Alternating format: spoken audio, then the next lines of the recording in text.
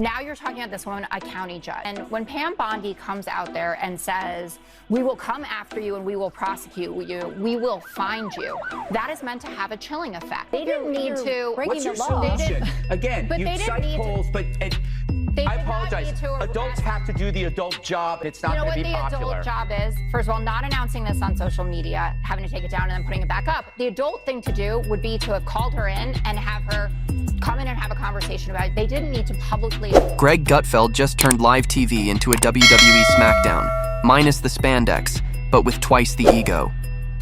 In a moment that left Jaws dropping faster than Fox News ratings after a fact check, Gutfeld verbally obliterated Jessica Tarlov. Was it brilliant? Brutal? Classic Gutfeld? Absolutely. But what exactly triggered him this time? Buckle up, because this intellectual cage match got real spicy, real fast. Let's dive into the chaos. That's total indoctrination. All the intersectionality, by the way, trans. That's the statement. You don't think that black trans people exist or black queer people exist or non-conforming people? That's a straw man or a straw trans. Excuse me. Don't do that. This is serious. No, I'm actually being serious. Just because people do not want that stuff, because it's age inappropriate, does not make them transphobic. Because you're going there. Okay, well, let's talk about a book ban now. Out of Darkness, a young adult novel about two teens that have a relationship. Yeah, it's now been 16 schools. It began like any other day on the 5. A round table of opinions, coffee-fueled rants, and at least one person desperately trying to outsmart the rest. Enter Jessica Tarlov, armed with charts, data, and just the right amount of faux intellectual smugness to make a TED Talk blush. And Greg? He was locked and loaded, practically foaming at the mouth with snark.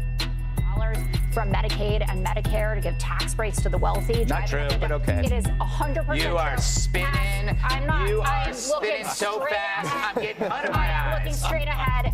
Ask Josh Hawley. And I would say, hold on. Let me get him you on the said, phone. Josh? Tell him I loved his op-ed.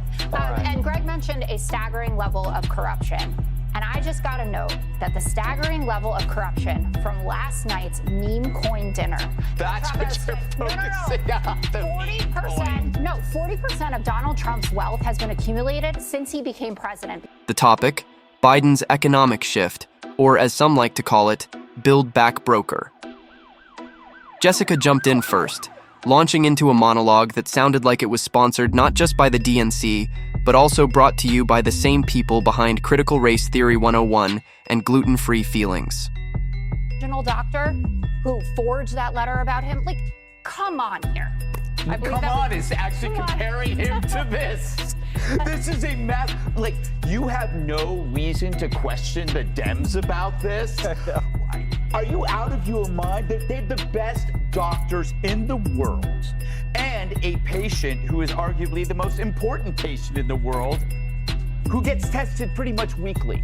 They have to check him out, but somehow they decided not to do this. I'm wondering, do you believe that story, or is it possible the Democrats might be lying? Ooh, that's a tough call. Listen to Joe Scarborough. She came in hot, throwing out statistics on unemployment rates, GDP growth, and green job initiatives with such fevered intensity, you'd think she was either at a TED Talk or campaigning to be valedictorian of the MSNBC fan club. She rattled off facts like she was trying to win a spelling bee in the middle of a tornado, completely unaware that Greg had already sharpened his comedic knives and was practically salivating. Donald Trump, after asking him to overturn the election, to not do his job at certifying it, he says to Mike Pence, you know, you're too honest. When someone says you're too honest, that means that you want them to do the dirty thing, that you want them to do the bad thing. Then on page 15 you could disagree with that. You could disagree with that, but you don't arrest somebody over it. But you can't disagree with the fact that he knew that he had lost the election because everyone in Christendom... You're going to try to say that Donald Trump knew he lost. There's no way. They're going to try to prove that in court, Jessica. There's no way he's going to be proven that he knew he lost. He still thinks he's president. Well, then the insanity defense is available. Meanwhile, Greg sat there with the patience of a predator hidden in tall grass, just waiting for the perfect moment to strike.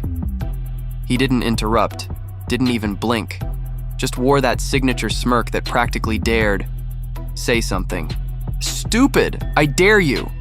And oh, did Jessica deliver her fatal mistake?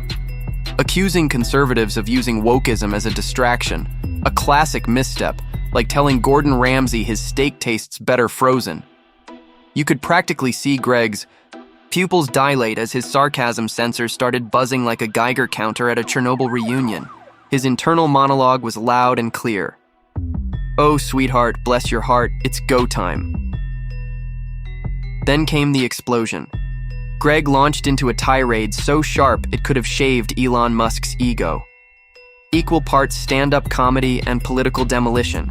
Derby, he painted Jessica's worldview as a cocktail of liberal delusion, government overreach, and Whole Foods morality, organic, overpriced, and completely detached from reality. He mocked her for treating politics like a college seminar taught by professors still stuck on typewriters who think tweeting counts as activist progressive compassion, he said, is just tyranny with a hug. They want to smother you in regulations and make you thank them for it. It's like being mugged by a therapist. The studio erupted in laughter. Jessica blinked in disbelief. Greg?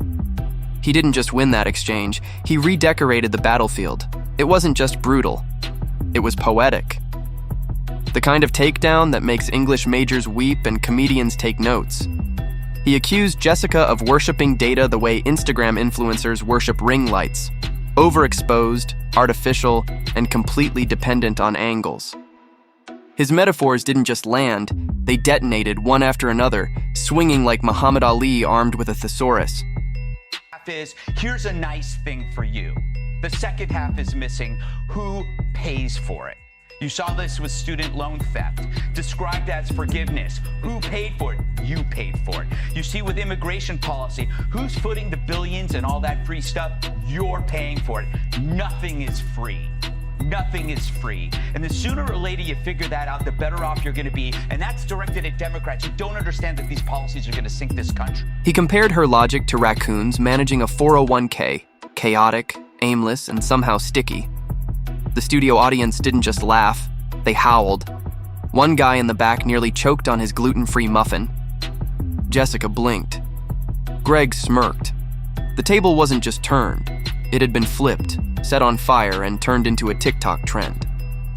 Jessica, bless her delusional heart, tried to clap back with the kind of fake composure you'd expect from someone who lost the argument 5 minutes ago but still believes a spreadsheet can save their dignity. She rolled out statistics with the smugness of a TED Talk speaker who just discovered graphs. She threw out red state crime rates and urban decay like they were silver bullets, as if Trump personally moonlighted as Gotham's Joker and Greg was the getaway driver. But here's the thing. Facts, when drenched in smug, don't land. They slide right off. They evaporate in the face of charisma. And Greg? He wasn't just standing there.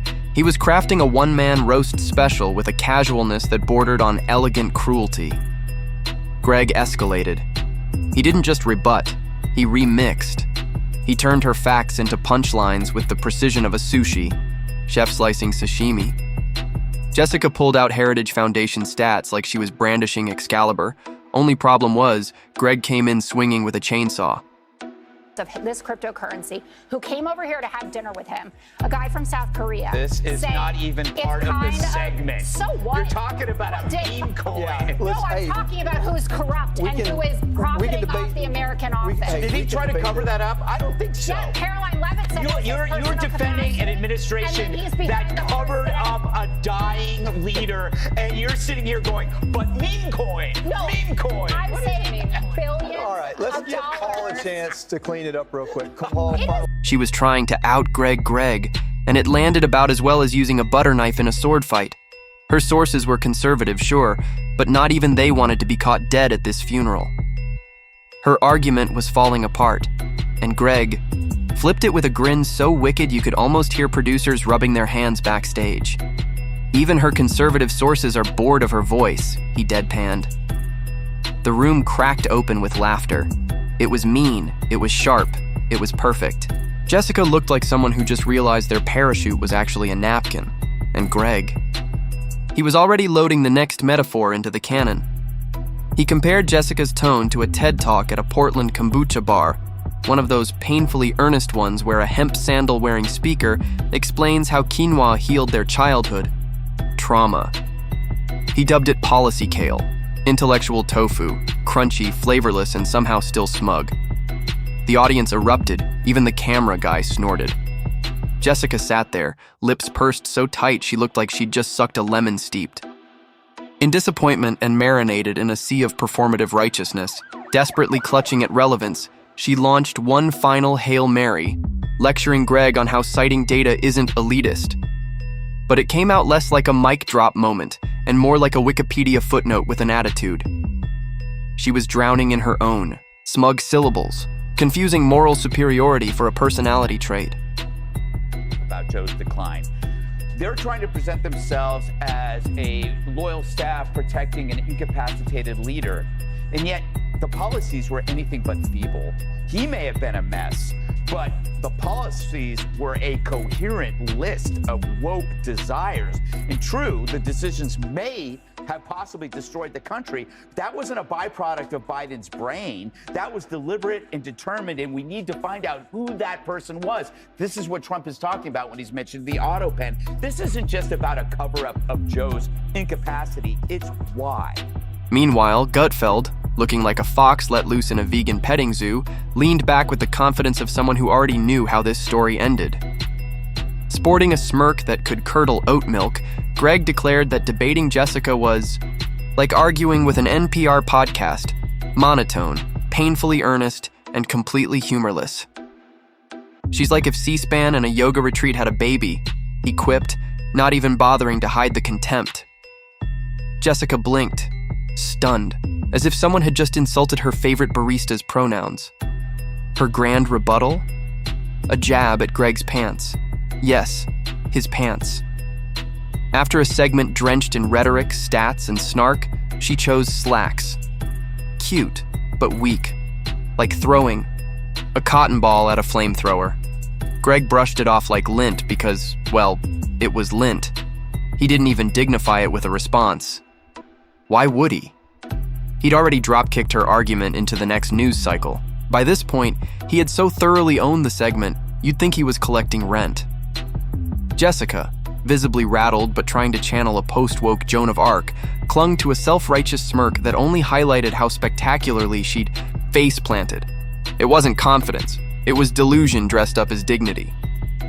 If that was a bad representation by Trump, it has to be to their detriment. Who lost? No one. But basically, everyone who is defending Donald Trump in this, from Kevin O'Leary to some folks here, is saying it is okay to falsify your business records, to issue false financial statements, to commit conspiracy for insurance fraud. Well, when he goes out there, where's the fraud? The fraud is, and David Brooks lays this out really nicely. But Donald Trump continually. There were 3 sets of books. Where do you get that from? Where do you get that from?